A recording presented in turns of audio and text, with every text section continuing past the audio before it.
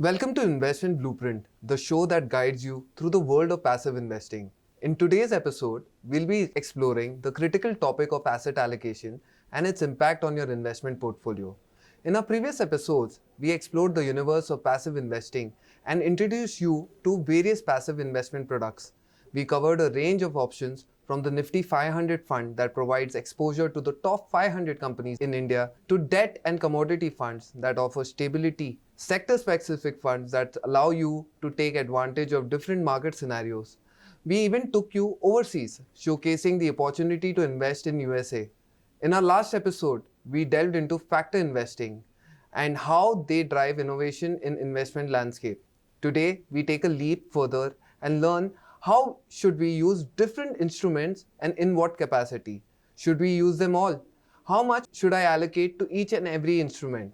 And what are the factors to keep in mind while doing so? So you don't have to worry about all of this. We've got you all covered in today's episode. Welcoming Pratik again on our 9th episode. Welcome, Pratik. It's so early that we've closed so many topics and we finally come to asset allocation strategies. Now people will try to understand how to put it all in place. How important is asset allocation to you when you think about dedicating an episode directly for it? There's a statistic that says that if you look at the long-term returns over say 20, 30, 40 years, 90% of those returns are attributed to your asset allocation. 90%? Yeah, not your fund selections. Okay. So it doesn't matter this fund you buy or that fund you buy. What really matters is your asset allocation. Okay. And basically the definition of asset allocation is the amount of your portfolio that you dedicate in a particular asset class. Okay. And so the asset classes are, so we discussed equity, debt, international, commodities. Yeah. I think so far we've only talked about the building blocks. Yes. We've talked about equity funds, factor funds, Yes. debt funds, international funds, commodity funds. Yes. Now this episode is the most important because it talks about how we bring everything together. Yes. And what is the philosophy behind bringing them together. So the philosophy of asset allocation is basically to figure out how to put these 3, 4, 5 asset classes together in one portfolio.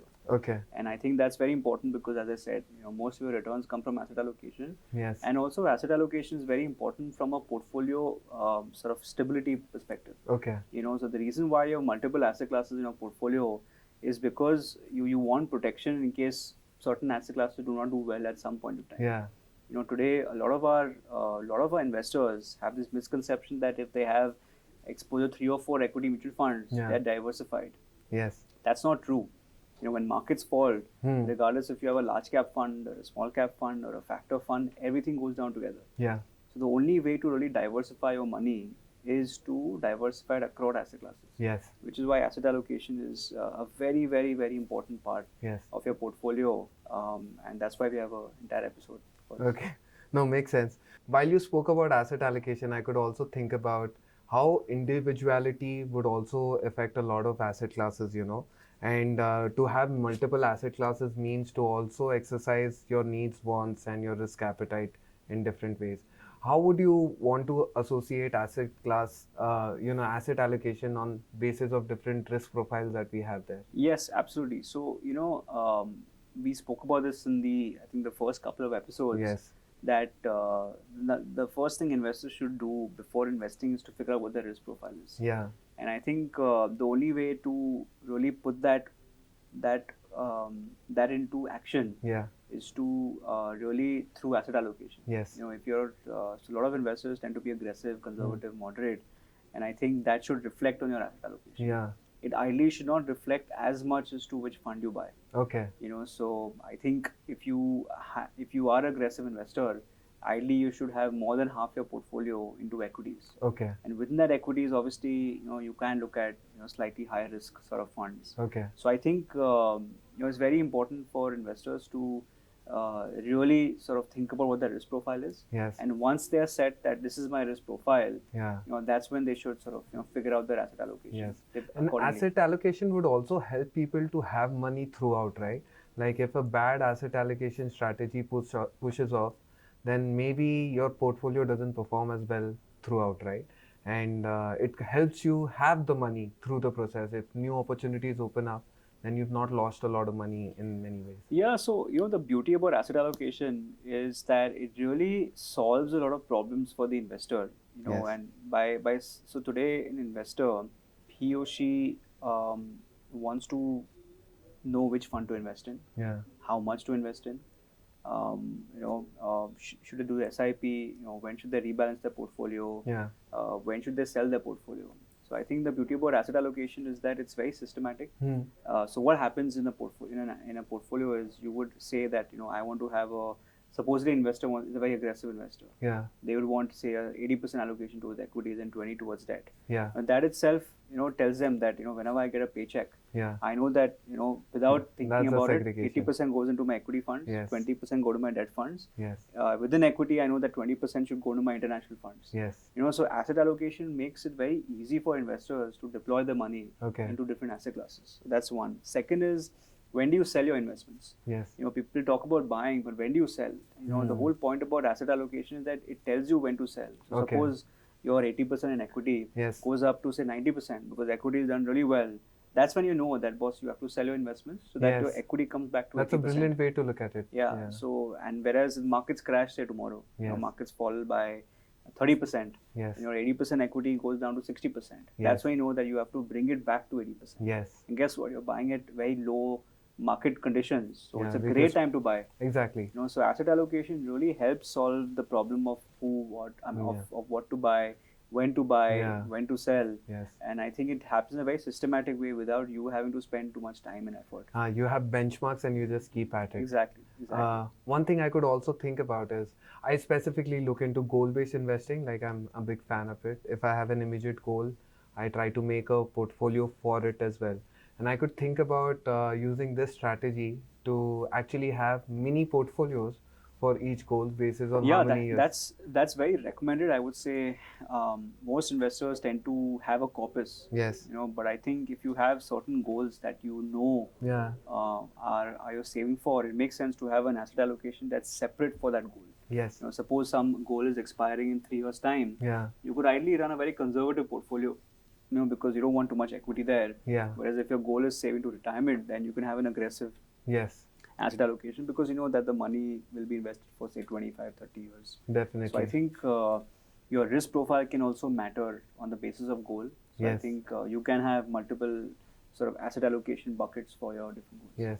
But wouldn't managing all of this for someone who's new to market of sorts, somebody who's recently started investing, wouldn't it be very tedious also, because looking at markets is a full-time job, obviously. And, even though you're investing through index funds and funds which are managed by people, it's still portfolio level management that requires a lot of observation, right? So in such a scenario, what does one do when there's so many options to choose from? So I think, the beauty about mutual funds is that we already have ready-made solutions for this.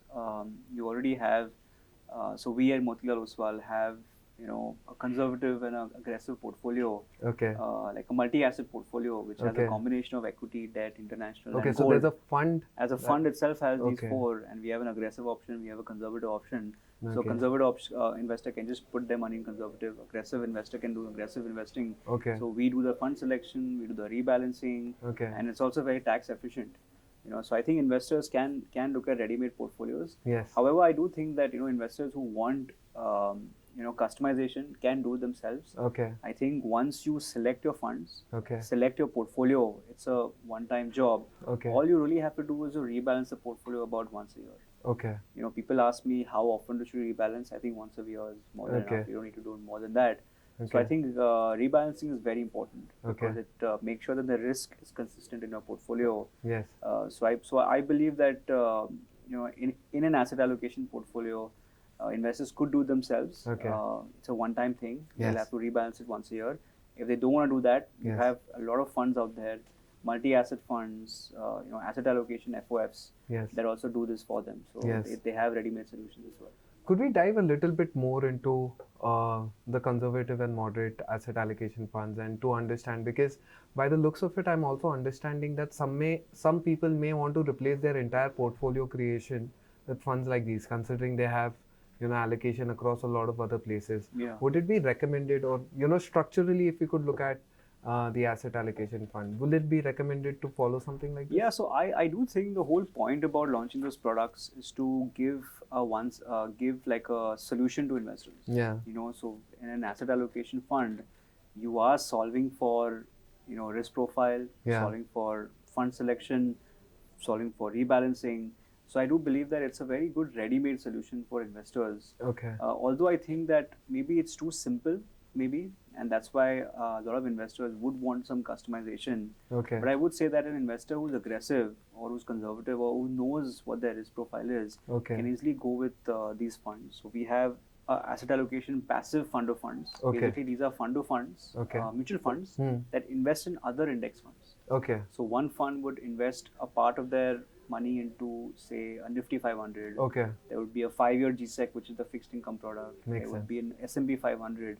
And there would be a gold ETF. Okay, so commodities. We basically invest in all 4 asset classes in one single fund. Okay. So that essentially becomes a portfolio itself for you. So I think it's a very good fund for anyone looking at a ready-made solution. Yes. And also because of the mutual fund structure, it's also very tax efficient. Okay. So I think overall, what we've seen is that investors who are looking at something very simple, something to do a job, these are very good funds for that.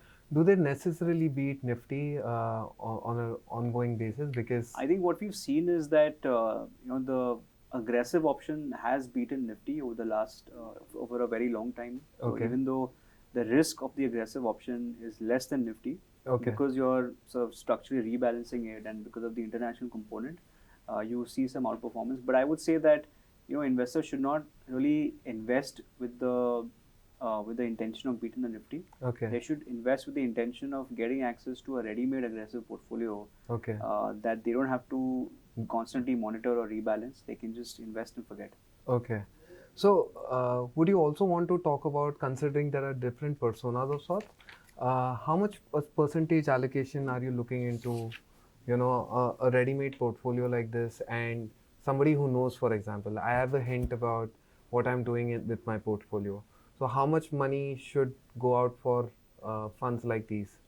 Yeah, so I think investor can, the thing is, it's a very simple solution. Okay. So I would say for an investor who knows what they want to invest in, I think they could probably do it themselves. But a lot of our investor base over the next, say, want our first-time investors and who are looking for a one-size or like a solution to their investment needs. I think this fund is extremely good. I think so. I do believe that someone who is looking at a solution, this can be an excellent product for their investment needs. They don't have to look at a combination of 4, 5, 6 funds. They can just do one fund and I think makes a lot of sense, because a lot of people are not so invested in the market, but they still want to be a part of the market. Exactly. And maybe something like this can help us figure out. I also tried to figure out that maybe this is less volatile than Nifty 50 in more sense. Because yes, absolutely. So because you're having a combination of different asset classes, your volatility cancels out. Yes. So the volatility of a multi-asset portfolio will be a lot lower than what you would expect in an equity fund. Okay. So you essentially, if you're an aggressive fund, then you're looking at equity type returns, which is much less volatility. And your conservative fund, you basically are looking at in between equity and debt. That sort of profile is what you're looking at. So I think it really depends on the investor's risk profile. But yes, I think from a risk perspective, these are very good funds to invest in. One last question before we close this episode. I wanted to understand that what are the risks of maybe just having this fund as the portfolio, or maybe having a very big allocation, more multi-asset fund. Yeah, I think the biggest risk is, I think if you look at a multi-asset passive portfolio, you're taking out timing risk, you're taking out fund manager risk, you're taking out asset class risk by diversifying across asset classes. You're also taking out stock risk because you're investing in mutual funds. Yes. So I think we believe it's one of the best ways of investing. And you could either do it yourself or you could invest in a multi-asset fund. But so no big risk of being a part of this fund? No, I don't think so. I think if an investor knows their investment expectation, then for them it's really good. For an investor who is looking at very high returns, at 20% plus, this is obviously not a good solution for you. So I do believe that if you're looking at a certain type of portfolio, Yeah. and if you are okay with the returns and the risk profile, then this is honestly this is good enough. Awesome, awesome. Thank you very much for your thoughts. Before we go, we will have to do the task of the day so that people come closer to building their own portfolios with us while watching the show. So, would you like to just tell the task Yeah, of the day? absolutely. So, in our first episode, we asked you to write down your goals. So now we want you to reflect upon it and make changes now that you've been with us in this journey. We want you to make a descriptive plan of your investment goals by writing down on your, yearly or once in a life some major milestones, or certain long-term or short-term goals. We also want you to use a Motilal calculator to map at what percentage you should grow your money to achieve your goals. And also we want to you to add asset classes to balance and hedge your investments. So we want you to share your portfolio in the comments below, and why you've chosen that portfolio, and for what goals. Yes. So basically, it allows people to use knowledge of every episode that we've done so far Yeah. and make a combination. More often than not, people continue to be on the same investment goals which they have maybe planned 10 years or 15 years ago. Absolutely. I think it's also a way to check on if they were on the right path in the first place. So thank you very much for your time, Pratik. And for our viewers, I would like to say that, as you know, this is a 10 episode journey, and we would really recommend you to share this with your friends, family members, so that they can also build a portfolio which caters to their own goals and needs, right? So please do that and like and subscribe our channel so that you get more exciting content like this. Thank you very much. Signing off. Mutual fund investments are subject to market risks. Read all scheme-related documents carefully.